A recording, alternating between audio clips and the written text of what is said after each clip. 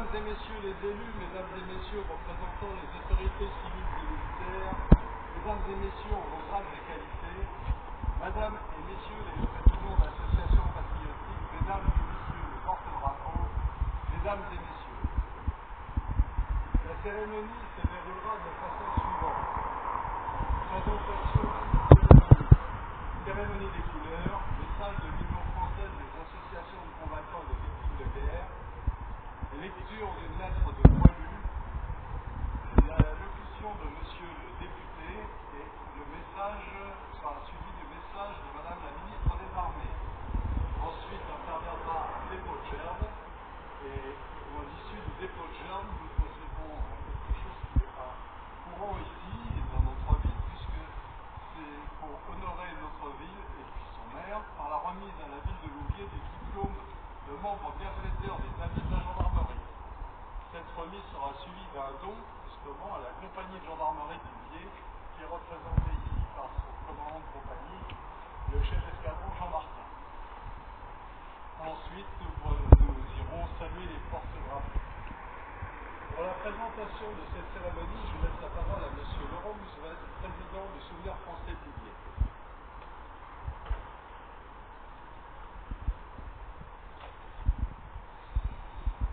Message du président général du Souvenir français pour le 11 novembre. Comme chaque année, il nous revient de nous souvenir de ceux qui sont morts pour que notre pays demeure libre.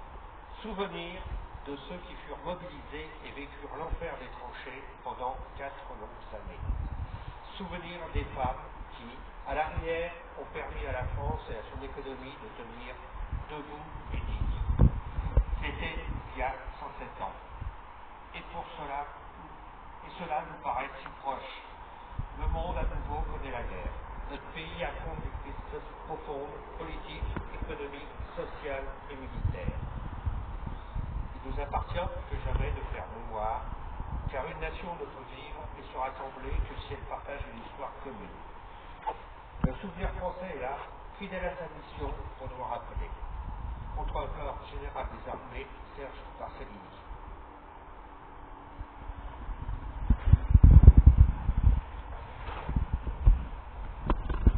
Pour la cérémonie des couleurs, j'ai l'honneur de demander au chef d'escadron Jean Martin, commandant la compagnie de gendarmerie de Louviers, de bien vouloir prendre le commandement.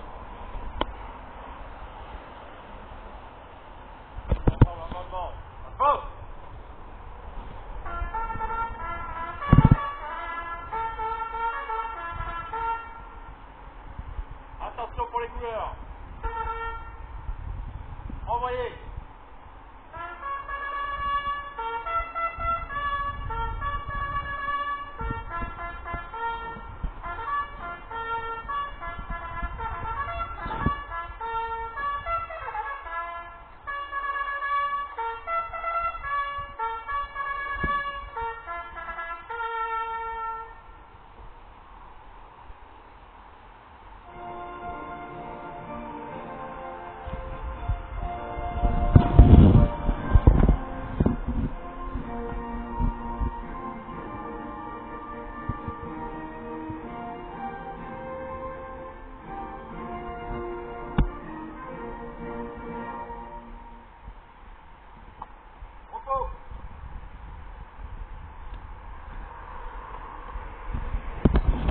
Message de l'Union française des associations de combattants et de victimes de guerre.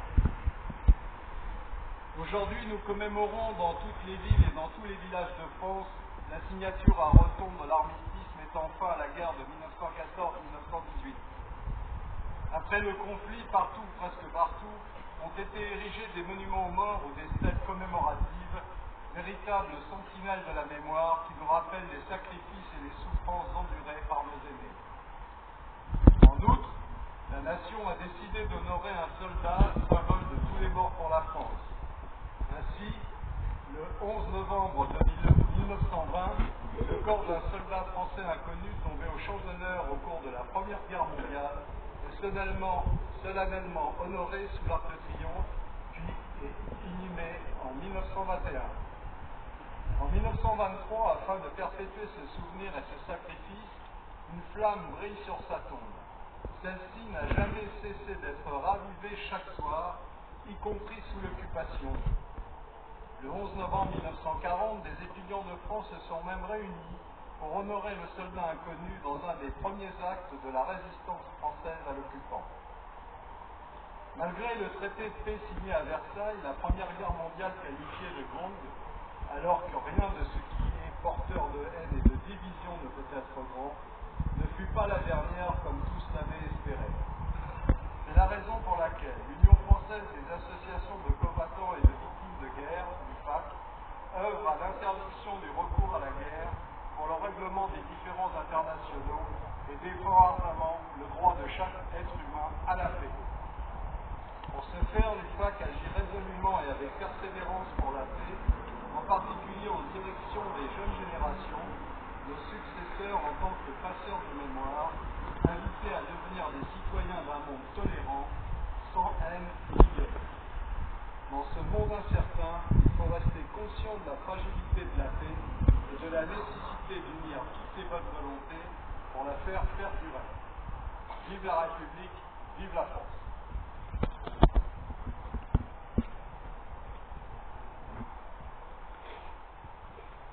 Il va être maintenant procédé à une lecture d'une lettre de Poilu par une jeune élève de 3e du collège Ferdinand Buisson, Noémie Roland. Elle est accompagnée par son professeur et nous avons également la présence du principal de ce collège, M. David Capon.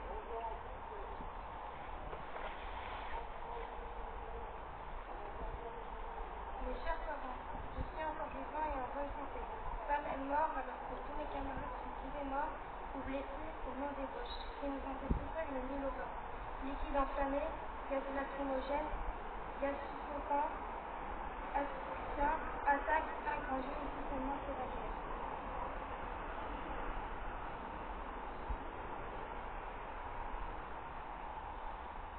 Il y a beaucoup de lettres comme cela et le Souvenir français de Louviers interviendra maintenant plus précisément dans les collèges, notamment le vôtre, madame, pour porter ce devoir de mémoire et favoriser justement la présence de vos élèves lors des manifestations patriotiques. Allocution de M. Philippe Brun, député de la 4e circonscription de l'Eure. Monsieur le député.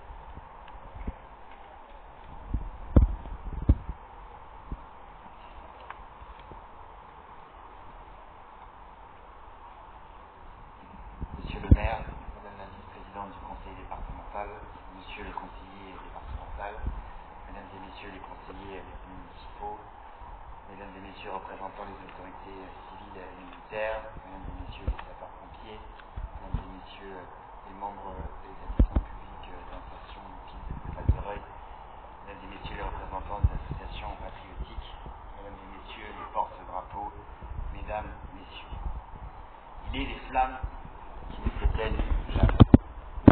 Celles qui veillent depuis un siècle sous la voûte majestueuse de l'Arc de Triomphe et de celle-là. Elles dansent fragile, tenace. Au-dessus de la tombe du soldat inconnu, ce héros sans nom, qui porte en lui le deuil et la gloire de toute une nation. Elle n'éclaire ni les fates, ni les triomphes, mais l'ombre sacrée de ceux qui, entre 1914 et 1918, ont offert leur jeunesse à la patrie.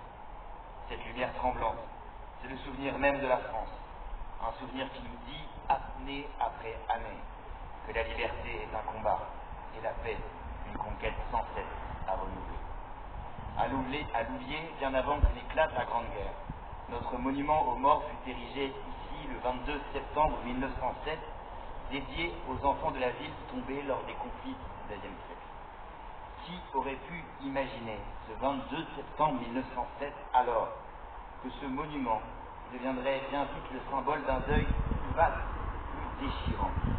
Des noms gravés dans la pierre après 1918 qui côtoient ceux des anciens, comme pour rappeler que l'histoire de Louviers s'écrit aussi dans le sacrifice. Ce monument, témoin silencieux des générations successives, nous parle aujourd'hui avec une force particulière. Il nous dit que la mémoire est un héritage et que chaque nom gravé dans le marbre est une promesse, celle de ne jamais oublier. 1914, l'année où le monde bascula, où des millions d'hommes arrachés à leurs champs, à leurs ateliers, à leurs foyers, marchèrent vers l'inconnu, le fusil à l'épaule et le cœur serré. Maurice Genevoix, dont la voix résonne aujourd'hui sous la coupole du Panthéon, a fixé pour l'éternité l'horreur et la grandeur de ces jours. Dans son ouvrage Ceux de 14, j'ai obéi. Après ma vie, contre ma vie, j'ai fait ce geste monstrueux de pousser ma vie sous les balles et de l'y maintenir. En ces mots, c'est toute la tragédie et toute la noblesse du sacrifice qui se révèle. 107 ans ont passé depuis l'armistice et pourtant, chaque 11 novembre, c'est la même émotion qui nous étreint, celle d'un peuple qui n'oublie pas. Nous sommes aujourd'hui en 2023. Pensons à cette année 1915, l'année où la guerre devint une épreuve sans fin, l'année où les tranchées, ces cicatrices ouvertes dans la terre de France, devinrent le théâtre d'une résistance désespérée, où les hommes enfoncés dans la boue et le froid apprirent à tenir, à espérer contre toute espérance, où les gaz des armes lâches et mortifères firent leur apparition sur les champs de bataille, comme pour ajouter l'horreur à la surdité. Et 1915, c'est aussi l'année où la fraternité des tranchées se forgea dans la captivité. Ensemble, écoutons les voix de ces Lovériens, fils de notre terre, qui ont laissé des mots pour dire l'injustice. André Audiger, employé municipal, décrit dans une lettre du 16 décembre 1915 une vie à l'arrière où la monotonie le dispute à l'angoisse. Ici, les jours se traînent, tristes et longs. Nous jouons aux cartes, nous buvons du vin chaud à 12 sous le litre. Ce n'est pas du Bordeaux, mais peu importe. Le midi, c'est la soupe et le bœuf. Le soir, ratatouille, riz ou haricots. Je ne demande qu'une chose, que l'hiver passe sans nous rappeler. Maxime Zaillard, charretier venu de Porte-Joie, écrit alors que l'hiver s'installe dans les lignes. Voici 40 jours que nous tenons les tranchées à 100 mètres des Allemands, celui qui ne cesse jamais. Depuis le 26 septembre, nous n'avons pas quitté la première ligne. Beaucoup des nôtres ont payé de leur vie. Pourtant, nous gardons confiance en l'avenir, bien que nos économies soient épuisées, que nos cœurs saignent de la défense des nôtres. Ces lettres, ces fragments d'humanité arrachés à la guerre, nous rappellent que chaque soldat était un homme qui aimait, un homme qui espérait, un homme qui souffrait. 1915, c'est l'année où la France, à genoux dans la boue, apprit que la victoire ne viendrait que par l'endurance. Cette victoire acquise pour la paix. La paix, c'est idéal pour lequel des générations entières se sont sacrifiées. Puis aussi le combat de Jean Jaurès, auquel Bouvier accorda un hommage particulier en lui consacrant la place située près d'ici, devant le garage du Breuil. Jean Jaurès disait que le courage de chercher la vérité et de la dire. Assassiné à la veille de la guerre, il incarna jusqu'au bout l'espoir d'un monde où les peuples se parlent au lieu de s'entretuer. Son héritage nous oblige. La paix n'est pas un don du ciel, mais le fruit d'une volonté inlassable. 1945. L'Europe exsangue émergeait enfin de l'abîme. Mais pour la France, c'était le début d'une autre épreuve, celle des guerres coloniales, où une nouvelle génération de soldats, souvent très jeunes, dut affronter la complexité d'un monde en mutation. 1989. La chute du mur de Berlin nous avait fait rêver d'un avenir apaisé. Pourtant, nos soldats, ceux du Tchad, de Bosnie, d'Afghanistan, du Mali, nous ont rappelé que la paix reste un bien fragile. Depuis 2012, le 11 novembre honore tous les morts pour la France. 13 ans déjà que cette loi nous unit dans le souvenir. 2025, aujourd'hui, alors que la guerre frappe à nouveau aux portes de l'Europe, que les tensions embrassant le Sahel et le Proche-Orient nous rappellent la précarité de la paix, nous devons nous souvenir. La défense de la nation est l'affaire de tous. Elle exige notre vigilance, elle exige notre unité, elle exige notre volonté. Car la liberté, comme la flamme du souvenir, ne brille que si nous la nourrissons de notre mémoire et de notre courage. En ce jour solennel, rendons hommage à ceux qui, hier comme aujourd'hui, ont tout donné pour que Louviers, pour que la France reste debout, fière et libre. Vive la République, vive la France.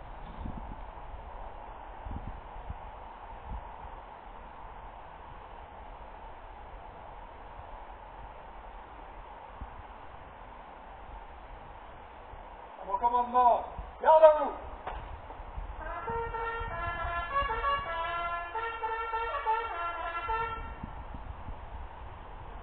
Lecture du message des armées par M. François-Xavier Bellot, maire de Lille.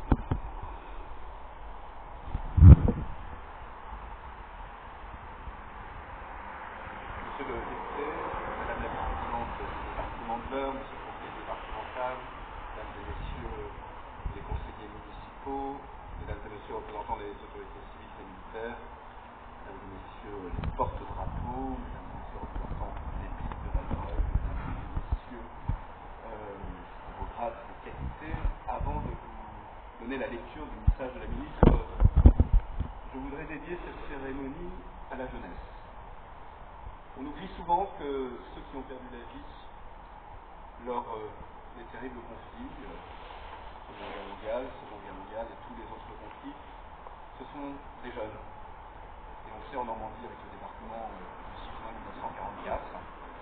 Et la jeunesse a fait le sacrifice de sa vie pour notre liberté. Et je veux penser aussi à la jeunesse d'aujourd'hui qui tient entre ses mains les clés de la paix du monde de demain. Et je souhaite qu'on fasse confiance à cette jeunesse pour, dans le cadre du devoir de mémoire qui nous oblige tous, lui donner les clés de compréhension du monde et la capacité d'agir pour bâtir un monde et une paix durable. Lecture du message de Madame Catherine Vautrin, ministre des Armées et des Anciens Combattants, et de Madame Alice Ruffo, ministre déléguée auprès de la ministre des Armées et des Anciens Combattants. Le 11 novembre, la France écoute battre ce cœur. Elle se recueille devant les noms de ceux qui ont donné leur vie pour que nous vivions. Elle se rassemble pour commémorer la victoire et célébrer la paix. C'était il y a 107 ans. Au fracas des armes succédait le silence des plaines dévastées de Champagne, des vallées de la Meuse, des forêts d'Argonne. Ce silence portait le poids immense de ceux qui étaient morts durant 4 années dans les grandes batailles, couchés dessus le sol ou ensevelis sous la boue. 1 400 000 soldats tombés au champ d'honneur, autant de familles meurtries. 4 millions de blessés et de mutilés, et parmi ceux apparemment indemnes, combien de nuits hantées par des déroutes sans fin. Chaque année, devant les monuments de nos communes, les générations se rejoignent. Unis dans cette mémoire, nous rendons visible l'idéal qui nous tient debout, le sens que nous avons donné à notre histoire, le projet collectif dont par-delà les tragédies. Construire un ordre tel que la liberté, la sécurité et la dignité de chacun y soient garanties, selon les mots du général de Gaulle en 1941, ce projet porte un nom, la République. La République a donné à chaque soldat mort pour la France, aussi anonyme soit-il, d'être honoré à la place la plus élevée, celle qu'occupe la tombe du soldat inconnu sous l'arc de triomphe. En lui s'incarne le sacrifice de tous les morts pour la France, d'hier et d'aujourd'hui, jusqu'à ceux qui, loin de chez eux, sont tombés en Indochine, en Algérie, dans les Balkans, en Afrique, en Afghanistan, au Liban.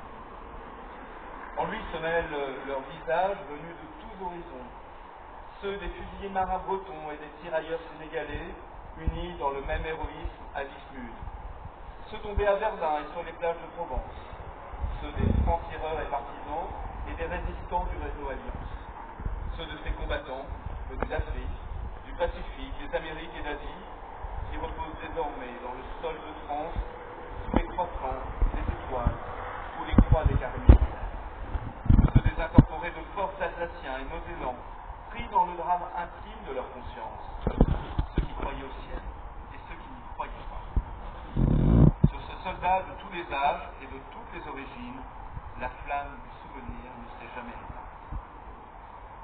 Il y a 100 ans, en 1925, était organisé aux Invalides le premier atelier de confection du bleuet de France. Devenu le symbole de la solidarité avec le monde combattant, cette petite fleur qui poussait dans les tranchées témoigne de la force d'âme de la nation. Force d'âme qu'ont rappelé les commémorations du 80e anniversaire des débarquements, de la libération et de la victoire dans une époque, la nôtre, où nous réapprenons que la guerre est possible. Assistant depuis Londres au péril qui pesait sur la survie même de la France, la philosophe Simone Veil offrait en 1942 une définition du patriotisme que chacun peut faire sienne, le sentiment de tendresse poignante pour une chose belle, précieuse, fragile et périssable. Ce patriotisme demeure une nécessité vitale. Marc Bloch, l'homme des Lumières dans l'armée des ombres, en incarna l'exemple.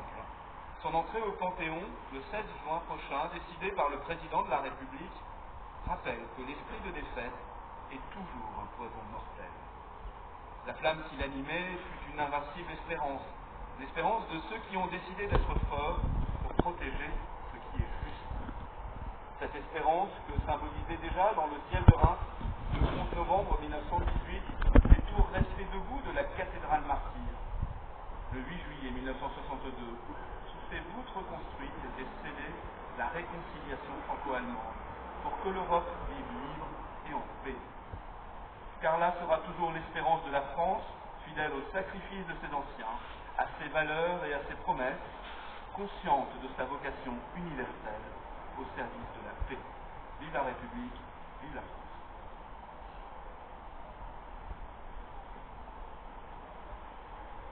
Repos.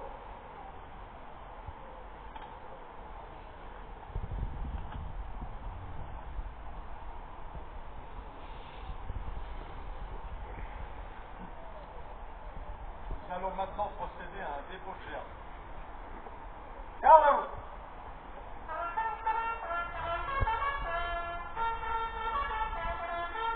La première gerbe sera celle du souvenir français de Loupier. Elle sera déposée au centre des voiles du monument aux morts par son président, M. Laurent Busbel. Il sera accompagné par un jeune de l'Église et la jeune Noémie Roland.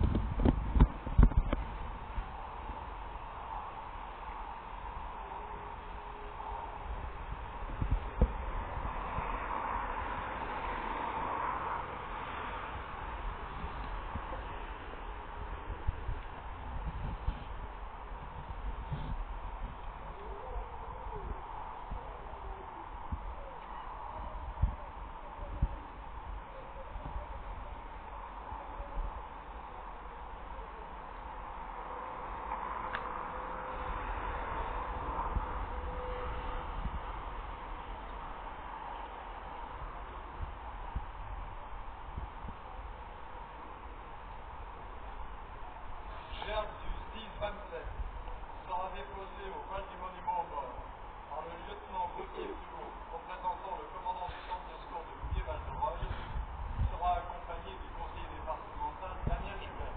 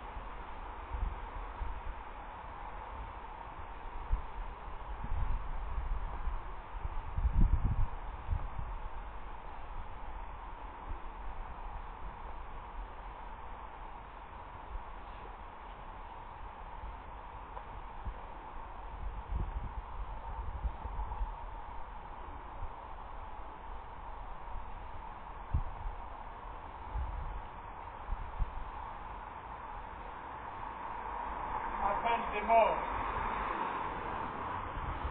Sapeurs-pompiers morts pour la France. Simon Marie, mort pour la France. Cambrai Charles, mort pour la France. Colbert Alfred, mort pour la France. Papavoine Louis, mort pour la France. Schmitt Camille, mort pour la France. Adjudant Blanc Gérard, mort en service commandé.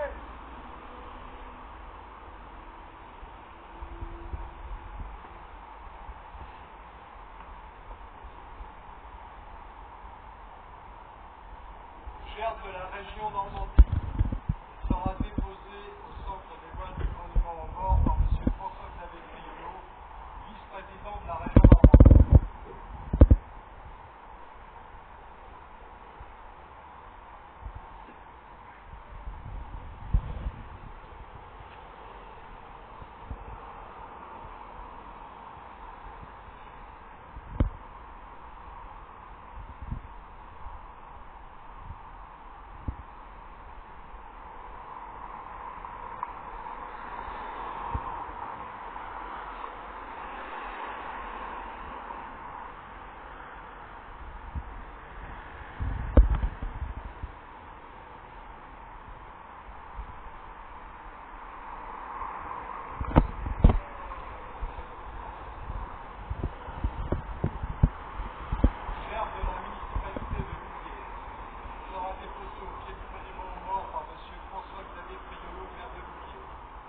Accompagné du commandant Pierre Hitler, représentant le colonel Raphaël Briand, délégué militaire départemental, commandant la BA 105 d'Évreux, de Madame Anne Perlès, première adjointe.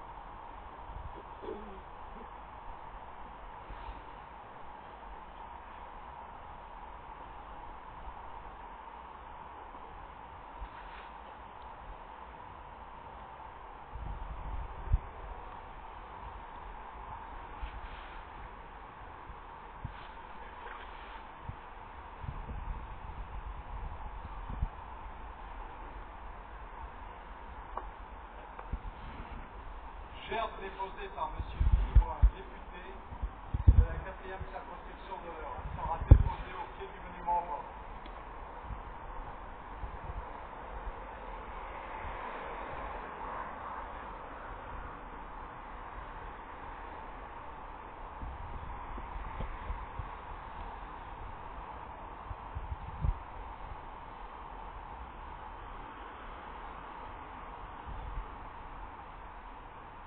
Nous observons une minute de silence à la mémoire de tous ceux qui ont donné leur vie pour la France, que ce soit pour la défense de la patrie ou lors des opérations extérieures auxquelles participe actuellement notre pays. Soldats morts pour la France le 15 novembre 2024. Maréchal Belleux-Michel, Claudin Fanny, 23 ans, Liban, 121e régiment du train de Montlhéry. Ayons également une pensée particulière pour le caporal Jimmy Gosselin, appartenant au 7e bataillon de chasseurs alpins, disparu lors d'un franchissement au novice pendant l'opération Arty en Guyane le 3 novembre dernier. Nous associons à cette minute de silence la mémoire du général de Gaulle pour le 55e anniversaire de sa mort. Aux morts!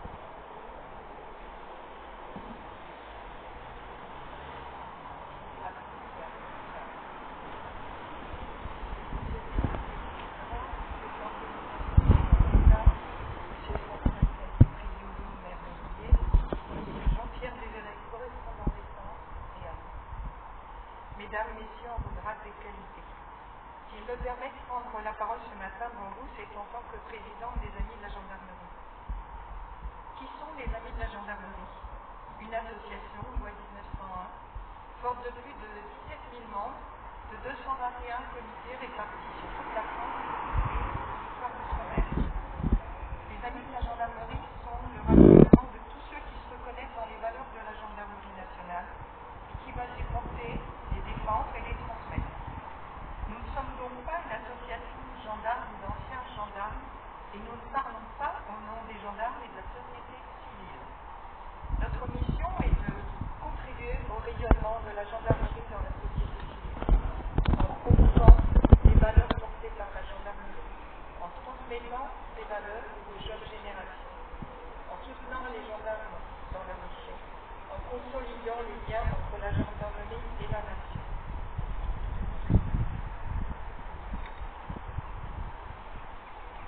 En entretenant un réseau associatif qui regroupe des adhérents chargés d'assurer le rayonnement de l'association au profit de la gendarmerie nationale. J'ai rejoint l'association des Amis de la gendarmerie en 2013. J'ai été nommée présidente du comité 27 de l'Olivier le 1er janvier 2024 par le général Corin Golin qui dirige l'association.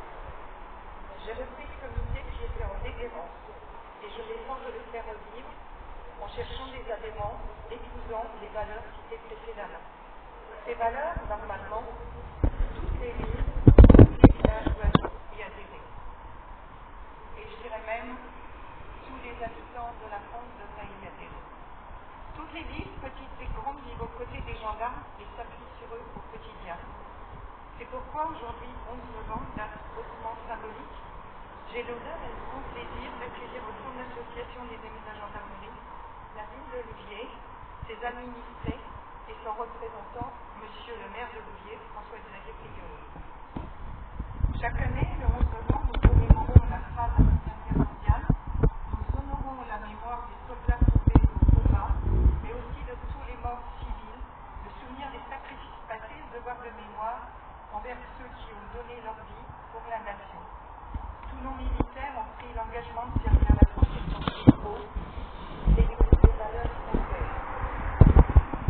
Aujourd'hui, monsieur le maire de Louviers, cher François-Xavier, vous vous engagez avec tous les Lozériens à défendre les valeurs de la gendarmerie. C'est un engagement à long terme avec la gendarmerie, celui de tisser plus étroitement les liens avec les gendarmes, qui eux, vous êtes au quotidien dans votre charge. Donc je vais vous remettre officiellement ce diplôme qui prouve l'engagement de Louviers. On avait un discours commencé le 19 septembre 2024 quand j'ai remis à Sacré-Cour au site de Louviers, comme si j'étais intervenue sur la tuerie d'Incarville, le vierge d'Incarville. Vous étiez les primos arrivants, ils ont stabilisé les blessés et ils avaient utilisé tout le matériel de secours qu'ils avaient sur eux. Ils m'ont appelé au secours quelques jours plus tard en me demandant de faire quelque chose pour eux s'ils étaient obligés de racheter sur leur propre donnée le matériel qu'ils avaient besoin. Donc j'ai réussi à leur obtenir un service fournisseur en prenant 2 € avec tout le matériel qu'ils désiraient et qu'ils transportent par an dans leur pays. Donc monsieur François-Xavier Priori, je vais vous remettre.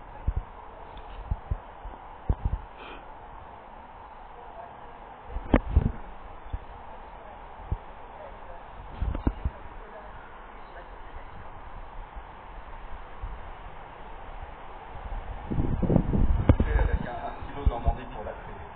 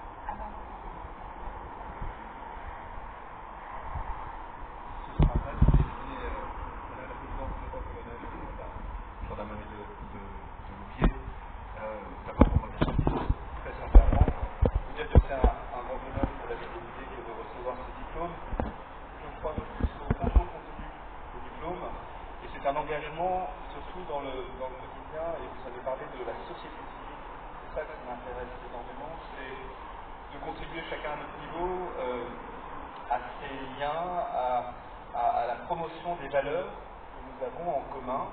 Je crois que dans la période actuelle où on doit faire preuve de résilience, quand on est maire, quand on est élu locaux, on vit tous les jours cette nécessité de surmonter les difficultés, et je crois que le lien avec la gendarmerie, mais au-delà avec les forces de sécurité, elles sont très bien représentées ici ce matin. C'est très important parce que c'est le ciment de ce qui fait notre République en réalité. Et on est dans un monde où on a besoin de résilience, où le monde est difficile, la société est violente, et nous devons tous être des amortisseurs de cette violence pour la compréhension du monde dans lequel on est, puis ne jamais perdre de vue ce cap de l'espérance, parce que c'est beaucoup plus facile d'être dépressif, d'être résigné, d'être indifférent, et ce qui fait finalement le point commun de nous tous ici réunis ce matin, et bien de nous tous et vous qui êtes venus nombreux habitants de Louviers, c'est notre refus de l'indifférence et c'est notre volonté de nous engager. L'engagement, chacun, dans la diversité de nos convictions, mais l'engagement pour faire que ce ciment qui fait ce qu'est la France, ce qu'elle doit rester et ce qu'elle doit porter, eh bien, soit notre patrimoine commun. Merci beaucoup, Madame la Présidente. Alors, j'ai un petit mot à ajouter en l'honneur de Jean-Pierre. Que Jean-Pierre est un assez exceptionnel. Je pense que, François Xavier, vous avez une chance extraordinaire d'avoir quelqu'un comme lui à vos côtés. J'ai jamais vu un déroulé, m'envoyer au déroulé de cérémonie, je n'ai jamais vu aussi beau, aussi bien fait. À chaque fois que je vois les cérémonies sont bien. C'est vraiment extraordinaire. J'étais pour être c'était candidat partenaire, et j'ai bien appris. Je ne souhaite pas le correspondant des comptes, puisque maintenant que je suis des amis de la gendarmerie, je ne peux pas m'impliquer politiquement, mais j'avoue que je voulais vraiment t'en remercier en public. Voilà. Je pense qu'on peut l'applaudir. Parce que je sais que tu vas arriver, et donc je voulais te remercier. Maintenant, je voulais m'adresser au colonel. La conduite d'action de soutien à la gendarmerie est l'objet souvent de notre association. Ces actions sont diverses et doivent être conduites après un dialogue avec les commandants de compagnie ou des escadrons. Elles se traduisent par la participation à des actions de prévention ou de promotion avec ou au profit de la gendarmerie. La présence auprès de la gendarmerie lors des cérémonies, le financement d'actions ou l'achat de matériel au profit des unités de la gendarmerie. Ce matin, grâce aux cotisations des adhérents, je peux offrir à la compagnie de gendarmerie Louviers et à son commandant, le lieutenant-colonel Jean Martin, une valise de 3 bâtons LED de signalisation bleue en complément des dotations de la gendarmerie nationale et en attendant favoriser leur évolution nocturne. En outre, j'ai pensé qu'il serait opportun de remettre les tasses Logoté Gendarmerie afin que vous puissiez offrir le café ou le thé à vos autres passages, qu'ils soient maires, amis de la gendarmerie ou autres. Cela ne préjuge en rien à d'autres dotations en fonction des ressources du comité et de vos besoins dans les années à venir. Je vous remercie tous pour